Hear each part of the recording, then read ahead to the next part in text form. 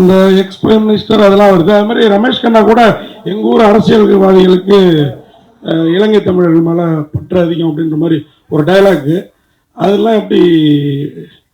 அதான் நீங்கள் சார் சொன்ன மாதிரி ஏற்கனவே சென்சாரில் ஒரு படம் சிக்கினதுனால இல்லை ரொம்ப தெளிவாக எடுத்துருக்கீங்களோ? இல்லை அப்படி இல்லை சார், உண்மையாக நடந்த கதை, அதுக்கான நிறைய எவிடன்ஸ் நம்ம கொடுக்கும்போது அப்போ இதெல்லாம் விடுறாங்க சார். இப்போ நடந்த விஷயத்துக்கு எல்லா டீட்டெயில்ஸும் அவங்களுக்கு நம்ம சப்மிட் பண்ணுறோம் இல்லையா சென்சார் போர்டில், அதெல்லாம் பார்த்ததுக்கு அப்புறம் தான் விடுறாங்க. ஸோ அவங்களுக்கு அது உண்மையாக நடந்த கதைன்னு தெரிஞ்சால் விடுறாங்க. அதனால தான் வந்து முன்னாள் பிரதமர் அந்த மாதிரியான எல்லாம் டைரெக்டாக பேர் சொல்ல இந்த மாதிரி மறைமுகமாக கருத்து. சார் சசிகுமார் சார், உங்களுக்கு ஒரு கேள்வி. இப்போ நீங்களே சொல்லிட்டீங்க, ஆனால் அதை வேற வடிவில் கேட்குறேன். டூரிஸ்ட் ஃபேமிலி இப்போ தொடர்ந்து ஃப்ரீடம், இது வந்து சில தரப்பினரை வந்து ஏதோ நீங்கள் இலங்கை தமிழருக்கு ஆதரவாளர் அப்படின்ற மாதிரியே எடுத்துகிட்டு போகிற மாதிரி இருக்காரா? தமிழருக்கு ஆதரவாளர் சார், அவ்வளோதான். அது என்னன்னா அது அமைஞ்சதுதான், இது பிளான் பண்ணிலாம் பண்ணலை. ஆக்சுவலாக வந்து இந்த படம் வந்திருக்கணும், ஃப்ரீடம் வந்திருக்கணும், அதுக்கப்புறம் 2 படத்துக்கு வரணும், இல்லை டூரிஸ்ட் ஃபேமிலிக்கு அப்புறம் இன்னொரு படம் வந்திருக்கணும். அந்த படம் வரல. இது ரெடியாக இருந்த உடனே அவர் அதை ரிலீஸ் பண்ணிட்டாங்க. நான் ஒரு ப்ரொடியூசர்கிட்ட இந்த டைம் ரிலீஸ் பண்ணக்கூடாது, அதுக்கு அடுத்து பண்ணுங்கன்னு சொல்ல முடியாது. ஏன்னா அவர் அவங்க இவ்வளோ நாள் வெயிட் பண்ணியிருக்காங்க, இதை கஷ்டப்பட்டு அதை எடுத்துகிட்டு வந்திருக்காரு. ஸோ அவங்களோட முடிவை அதை விட்டுட்டேன். அப்படிதான். சுதந்திரம் டைட்டில் வச்சுருக்கலாமே, டூரிஸ்ட் ஃபேமிலி ஃப்ரீடம் சொல்லிட்டு டைட்டில் வச்சுட்டு தமிழருக்கான படங்கிறீங்களே. அதுதான் ஒன்று. நான் சுதந்திரம் தான் வைக்கணும்னு நினச்சோம். சுதந்திரம் ஏற்கனவே வச்சுட்டாங்க, கிடைக்கல. விடுதலைன்னு வைக்கலான்னு பார்த்தோம், அதுவும் வந்துருச்சு. அப்புறம் இப்போ எல்லாருமே என்னமா இருக்குன்னா அந்த ஓடிடி, இப்போ சார் தான் சொன்னார், ஓடிடி கையில் தான் எல்லாமே இருக்குது. இப்போ பேர் கூட அவங்க கையில் தான் இப்போ போயிடுச்சு. இங்கிலீஷில் வச்சா தான் எல்லா லாங்குவேஜ்லேயும் பண்ணணும் அப்படின்றது. ஆனால் எனக்கு பர்சனலாக கேட்டால் தமிழில் வச்சா, ஏன்னா என்னோட படங்களே வரிசையாக டூரிஸ்ட் ஃபேமிலி அப்படின்னு நானே கேள்வி கேட்டுருக்கேன். என்னப்பா என் படம் வரிசையாக இங்கிலீஷில் ஒரு படமாக தமிழில் வருமானு பார்க்கேன். பகையனுக்கு அருள்வாயின்னு ஒன்று போட்டிருக்கேன், ஒன்று இருக்குது, அதுதான் தமிழில் இருக்குது. கொஞ்சம் சந்தோஷப்பட்டுக்கிறேன். நிஜமல் மேடம், ஒரு கேள்வி. நீங்கள் பேசுகிறப்ப எனக்கு கொஞ்சம் ஸ்ரீலங்கன் தமிழில் பேசுகிறதே கஷ்டம், அப்புறம் ஸ்ரீலங்கன் தமிழ் கஷ்டம். ஆனால் சாரோட டூரிஸ்ட் ஃபேமிலியில் ஒரு டைலாக் இருக்கும். அவர் வந்து முதல்ல மலையாளின்னு தான் காமிச்சுப்பார் டூரிஸ்ட். ஏன்னா கொஞ்சம் ஸ்ரீலங்கன் தமிழ் வந்து மலையாள வாடையோடு இருக்கும், ஓகேங்களா? தூய தமிழாக இருக்கும், ஆனால் மலையாளம் பேசுகிற மாதிரி இருக்கும். அதை நீங்கள் பார்க்கலையா? உங்களுக்கு உண்மையாகவே கஷ்டமாக இருந்தது ஸ்ரீலங்கன் தமிழ்? எனக்கு கஷ்டமாக தான் இருந்துச்சு. ஓகே, படம் தான் பார்த்துட்டேன், பட் எனக்கு பர்சனலி பேசுகிறப்போ கஷ்டமாக தான் இருந்துச்சு. சார் இயக்குனருக்கு ஒரு கேள்வி சார். இந்த படம் சார், இந்த படம் வந்து வேலூர்ல தான் நடந்தது, 1995 நடந்தது. அப்ப 43 பேர் தப்பிச்சு போனாங்க சார். அந்த 43 பேரும் அன்னைக்கு வந்து கோர்ட்ல வந்து விசாரணை அப்போ வந்து அவங்க வந்து ரெஃப்யூஜிஸ்ன்னு சொல்லவே இல்லை, அவங்க வந்து திட்டவட்டமா விடுதலை புலிகள் அப்படின்னு தான் குறிப்பிட்டிருந்தாங்க. பட் இந்த சென்சார் வந்து நீங்க வந்து இது வந்து உண்மை சம்பவத்தை பேஸ் பண்ணி எடுத்திருக்கேன் அப்படின்னு சொல்லி சொன்னீங்க. அப்படி இருக்கும்போது சென்சார்ல வந்து இது எப்படி ஏத்துக்கினாங்க சார்? ஸ்ரீலங்கால இருந்து வர எல்லாரையுமே நம்ம விடுதலை புலிகள் தான் சார் சொல்றோம். அது ரைட். இல்ல சார், ரெஃப்யூஜி கேம்ப்ஸ் இருக்கு. இல்ல சார், விளம்பரம் பண்ணல, இருக்கிற உண்மையை வந்து நான் உங்களுக்கு தெரியப்படுத்துறேன் சார். அது என்னன்னா இந்த படம் பண்ணும்போது true events, inspired by true events தான் போட்டுக்கோம். அதில் ஊந்தப்பட்டு அப்படின்ற ஒரு விஷயம் தான், இன்ஸ்பயர் தான். கேரக்டர்ஸ் எல்லாமே ஃபிக்ஷன் தான். இப்போ நான் இருக்கிறது, என் மனைவி இருக்கிறது, இதெல்லாம் நிஜம் இல்லை. அது வந்து ஃபிக்ஷனாக தான் காமிக்கிறோம். அதுக்குள்ளே இருக்க எல்லாருமே இந்த கேரக்டர்ஸ்லாம் ஃபிக்ஷனாக காமிக்கிறோம். அப்படி நடந்த ஒரு சம்பவத்தில் ஒரு கற்பனை கலந்து இருந்தால் எப்படி இருக்கும் அப்படின்றனால தான் அது வெளியில் வருது. நிஜமாக அப்படியே பதிவு பண்ணி இப்படி ஒருத்தர் இருந்தார், இப்படி ஒருத்தர் இருந்தால் அவங்க சென்சார் பண்ணியிருப்பாங்க. ஸோ அதெல்லாம் இல்லாமல் அப்படி ஒரு நிஜம் இந்த காலகட்டத்தில் நடந்த இந்த ஜெயிலில் இப்படி ஒரு ஜெயில் பிரேக் நடந்த இடத்துல ஒரு ஃபிக்ஷனாக இவங்கெல்லாம் வாழ்ந்தாங்கன்னா இப்படி இருந்தாங்கன்னான்ற ஒரு விஷயம் அந்த உண்மைக்குள்ள ஒரு ஃபிக்ஷனுக்கு ஊற்றி. அதே மாதிரி அந்த கைதிகள் வந்து அதில் தப்பிக்கிறதுக்கு முயற்சி பண்ணாங்க சார். அவங்க வந்து உண்மையிலே திறமசாலிகள் தான் சொல்லணும். ஏன்னா வந்து 153 மீட்டருக்கு தோணுனாங்க சார். அதுவும் 67 அடி வித்து வந்து பண்ணாங்க. கதையும் சொல்றீங்க? இல்ல நான் அந்த மாதிரி செய்யலாம். அந்த எஃபர்ட்ஸ் இதை காமிச்சிருக்கீங்களா?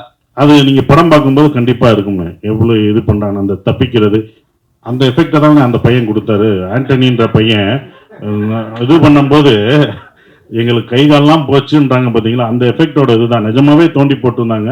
அந்த நிஜ இதில் தான் போகணும், தண்ணி நிஜமாவே வரும். இவர் எப்போதான் முடிப்பாருன்னா எனக்கு தெரியும். ஒரு இடத்த ஒரு ஷாட்லாம் தண்ணி வந்துக்கிட்டே இருக்கும், அந்த மூடி அதுக்குள்ளேயும் போடணும். இவங்க கட்டும் சொல்லலை, அதுக்குள்ளேயும் நாங்கள் நிஜமாவே பண்ணுற மாதிரி தான் அது இருந்தது. அப்படி அது அந்த மாதிரி தான் சார் இருக்கும். அது நீங்கள் இப்போ படம் பார்க்கும்போது உங்களுக்கு எப்படி லைவாக இருந்ததோ ஏன்னா ஃபிக்ஷன் அதனால தான் காமெடி அங்கே பண்ண முடியாது, அங்கே ஒரு சாங்கும் பண்ண முடியாது. ஏன்னா ஒரு நிஜம் நடந்த ஒரு சம்பவத்தை அதை ஃபிக்ஷனோட சொல்லும்போது அது பண்ணக்கூடாதுன்னு உங்களுக்கு அது தெரிஞ்சிருக்கு.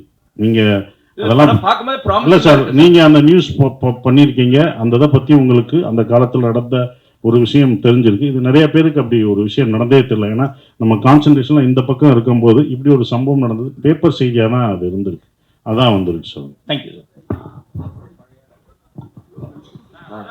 சார். டைரக்டர் சார், இந்த படத்துல வில்லன் தமிழ்நாடு போலீஸ், இந்திய அரசியல்வாதிகளுமா? அது நீங்கள் கேட்ட கேள்வி கரெக்ட் சார். இந்த படத்தில் வில்லன் வந்து தமிழ்நாடு போலீஸ் இல்லை சார், அது ஒரு மலையாள போலீஸ் தான். ஆமாம்.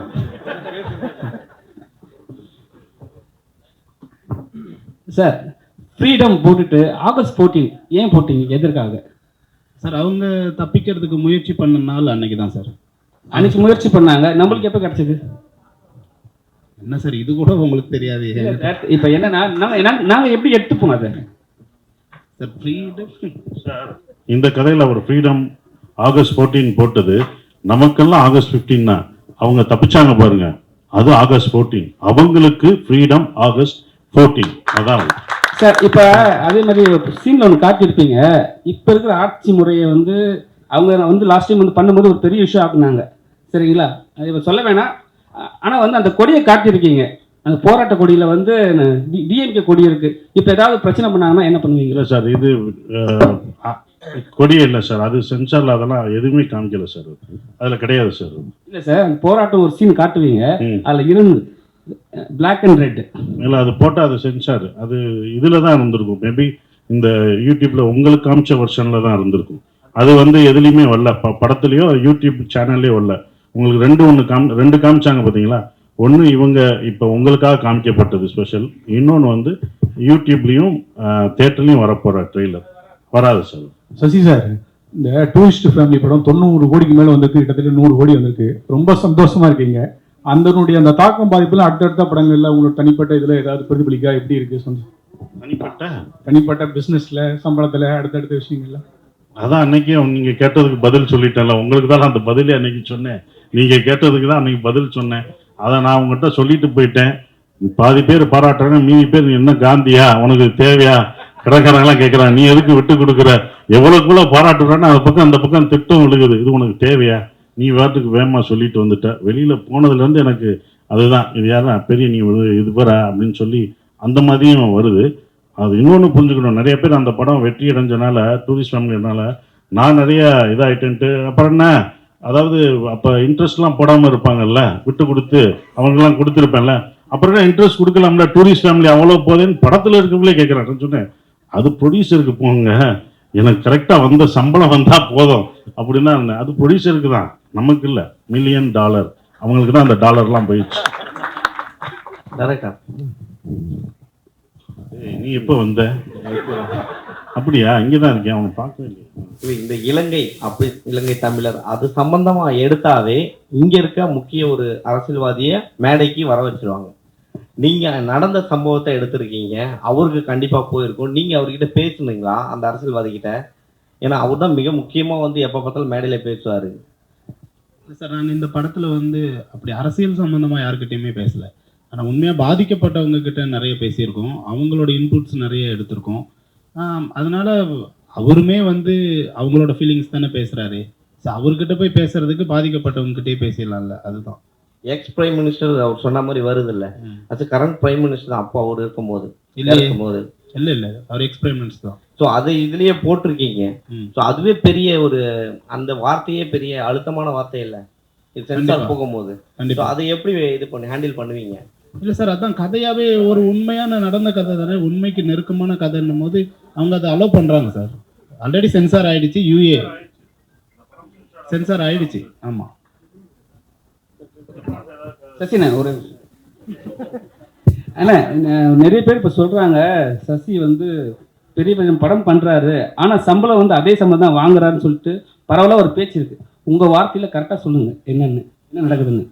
என்னன்னா, நீங்க சம்பளம் வந்து அதே சம்பளம் தான் வாங்குறீங்க, சம்பளம் ஏற்ற மாட்டேன்னு ஒரு விஷயம் சொல்லியிருக்கீங்களா? அது உண்மையா? என்ன உண்மைதானே? அதான் இப்போ அவர்கிட்ட புலம்பிக்கிட்டு இருந்தேன். அதை சொன்ன பிறகுதான் எல்லாமே இதாகுது. அது உண்மை தானே, யாரும் தர்றதில்லை. நடிச்சது கொடுத்ததே வந்தாலே சந்தோஷம்தான். அதான் அப்படித்தானே. இது சத்யசிவா சாருக்கு சத்யசிவா சார் நான் சொல்லலை. இது வந்து படிக்கும் போதே ஒரு ஒரு இன்ட்ரெஸ்டிங்காக இருந்தது சார். ஏன்னா இது எல்லாருக்குமே தெரிஞ்சிருக்கு. ஆனால் அந்த 90s இருந்த முக்கியமாக ரைட்டர்ஸ் நிறைய பேருக்கு தெரிஞ்சிருக்கு, நிறைய பேர் இதை பற்றி பேசியிருக்காங்க. ஆனால் இப்போ இருக்கிறவங்களுக்கு இதை பற்றி தெரியல. ஆனால் இது சொன்னால் ரொம்ப ஒரு வெறும் வலி மட்டும் இல்லாமல் அதில் ஒரு வீரம் இருக்குது சார் ஆக்சுவலாக. ஏன்னா அவர் சொன்ன மாதிரி அந்த ஒரு 106 மீட்டரை தாண்டி போதில் ஒரு வீரம் இருக்குது ஆக்சுவலாக. அதுக்கு ஒரு பெரிய துணிச்சல் வேணும். அது எல்லாமே இதுக்குள்ளே இருக்குது. சரி, ஒரு படமாக பண்ணும்போது ஒரு ஹீரோயிசம் இருக்குது, ஒரு ஃபீல் இருக்குது, ஒரு ஸ்ட்ரகிள்ஸ் இருக்குது. ஸோ இதை ஏன் படம் பண்ணக்கூடாது அப்படின்ற ஒரு ஐடியாவுக்கு தான் நம்ம ஃபஸ்ட்டு வரணும்.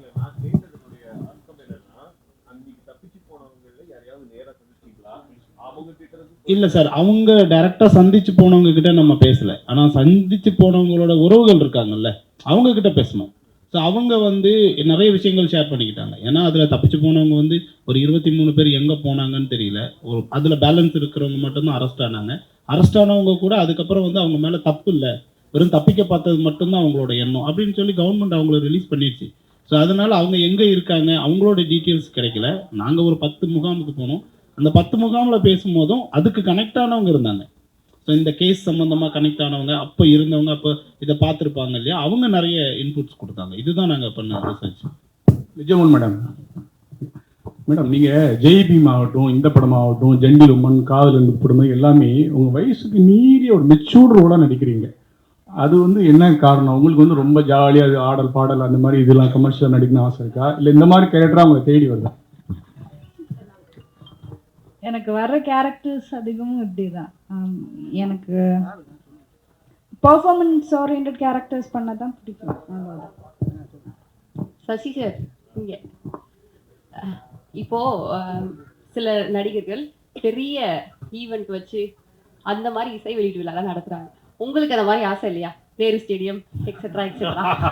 கேட்கவே சந்தோஷமா இருக்கு சார், நீங்க நல்ல மனிதர், உங்களுக்குன்னு ஒரு கூட்டம் இருக்கு இல்லையா? மதுரைக்காரங்க எத்தனாலே வந்துருவாங்க. ஸோ அதனால கேட்குறேன். வேணாம், இதுவே நல்லா தானே இருக்கு, இதுவரை நல்லா தானே போய்கிட்டு இருக்கு, அப்புறம் எதுக்கு அதை விசுப்பி விடுற? இதுவே நல்லா இருக்கு, இது இப்படியே இருக்கிறது தான் எனக்கு பிடிச்சிருக்கு. ஸோ இது நல்லா இருக்கு. நான் இத்தனை வருஷம் அவங்கள தான்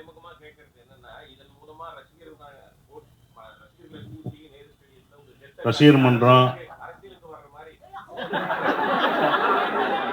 இல்லை, அப்படி எனக்கு ஆக்சுவலாகவே எனக்கு அது எனக்கு பர்சனலாக அது பிடிக்கல. ஏன்னா இவங்க ஏற்கனவே ஒரு படம் அப்படி தான் வந்து காலேஜில் போய் காலேஜ் ஸ்டூடெண்ட்டை வர வச்சு அதை பண்ணணும் அப்படின்னு சொல்லும்போது அது வேணாம், அது ஒரு இன்ஸ்டிடியூஷனு, அங்கே போய் நம்மளுடைய படங்களை போய் ப்ரொமோட் பண்ண வேணாம் அப்படின்னு நான் பர்சனலாக நினச்சேன். அதனால தான் நான் நந்தன்லையும் பள்ளியும் டூரிஸ்ட் ஃபேமிலியும் 2 ப்ரொடியூசரை தப்பிச்சிட்டேன். இவர் கேட்கல, அதனால இன்னும் தப்பிச்சிட்டேன்.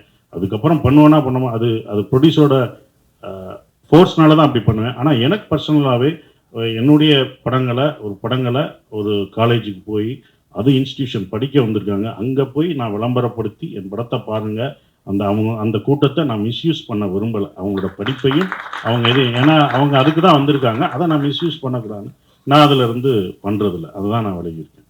சார் ஜிப்ரான் சார் மேடையில் பேசுகிறப்ப ஆர்கே சுப்பிரமணியம் சார்னு நினைக்கிறேன், ஏழைகளின் இளையராஜா அப்படின்னாரு. நீங்கள் அதை எப்படி எடுத்துப்பீங்க? ஏன்னா இளையராஜானா 2 கருத்து இருக்குது. மியூசிக்லேயே ஒரு சிறப்பு, எல்லாத்துலேயுமே சிறப்பு. நீங்கள் மியூசிக்கில் இன்னும் சிறப்பாக இருப்பீங்களா, இல்லை ஆற மாதிரி ஆக்டிவிட்டீஸ்லையும் இறங்கிடுவீங்களா?